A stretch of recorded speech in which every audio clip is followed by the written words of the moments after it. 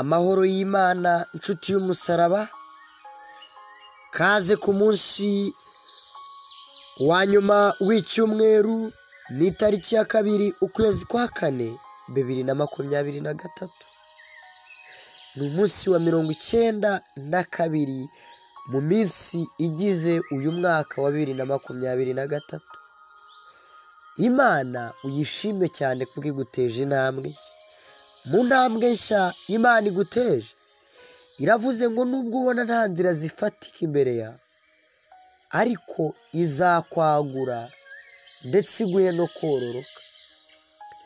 Itangiriro 16 umurongo wa 10.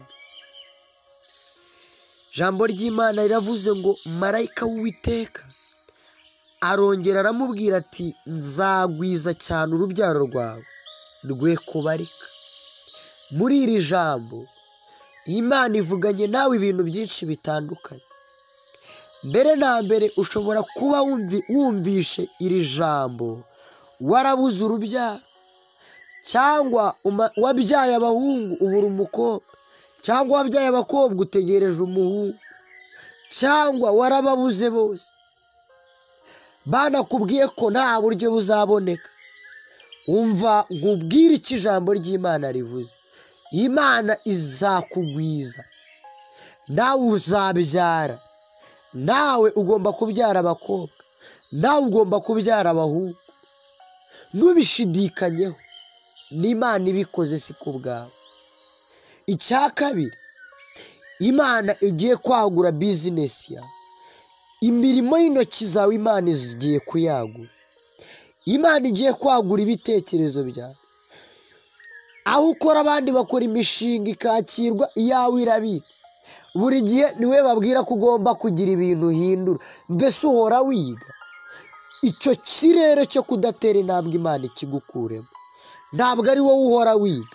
Buri gihe uhora ukora nabi imishinga y'abandi ikemerwa. No, Imana nawe igiye kukwagura, igiye kukororotsa mu bumenyi ufite. Ikindi kandi, mu muryango wawe uvukamo, Imana igiye kukwagura, igiye kuguha andi maboko, igiye kuguha abandi bantu bo kugushyigikira nawe, igiye kuguha backup, igiye kuguha abaterankunga bafatika bo mu buryo bw'ibitekerezo, ubw'amafaranga, bw'uburyo bwose. Imana igiye kubaguha.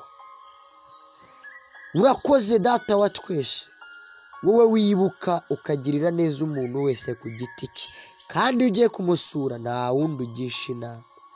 Bwira no kuri mwene data, wiyubahishe iwe, wiyubahishe mu cyumba aryamamo, wiyubahishe mu modoka agendamo, wiyubahishe mu buzima bamuzimo, wiyubahishe mu muryango avukamo.